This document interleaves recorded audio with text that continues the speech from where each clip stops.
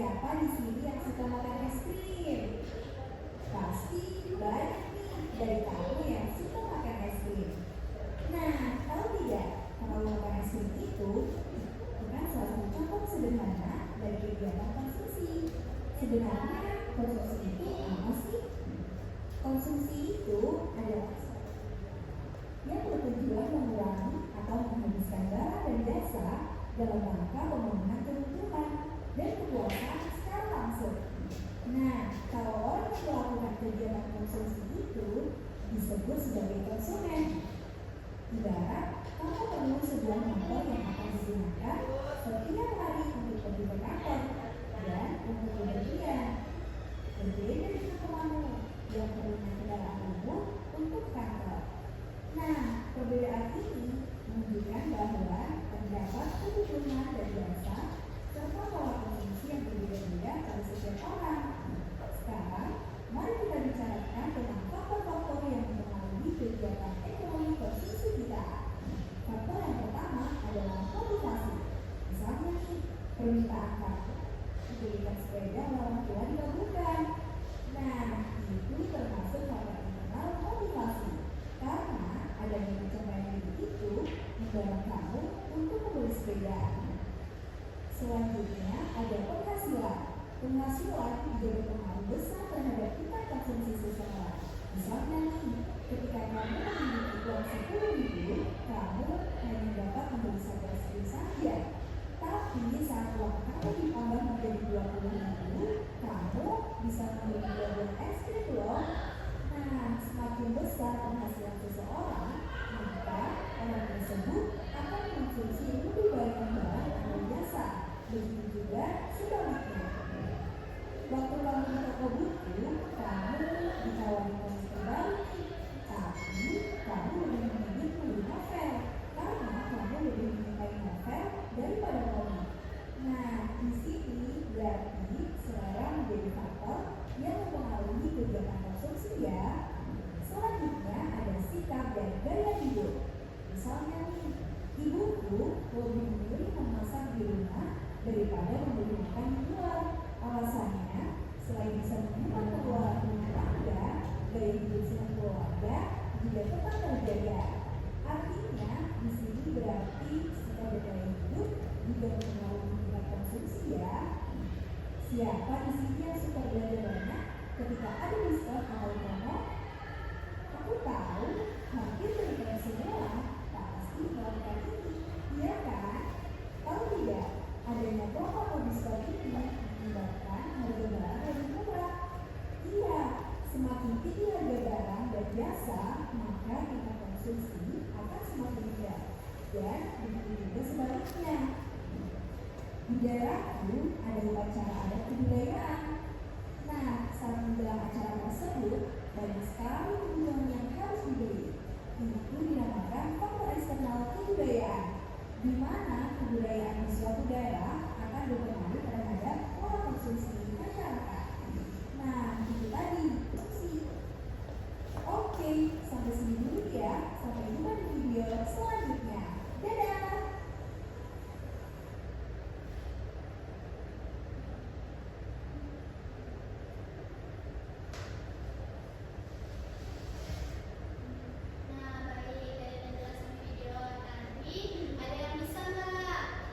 Pengertian konsumsi adalah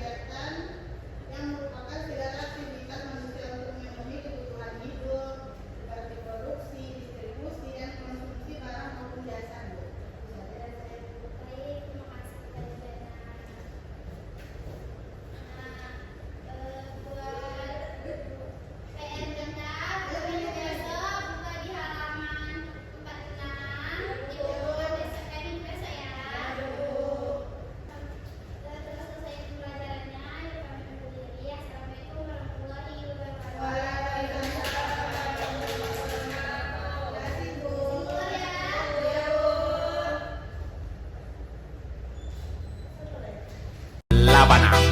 Al Yaure.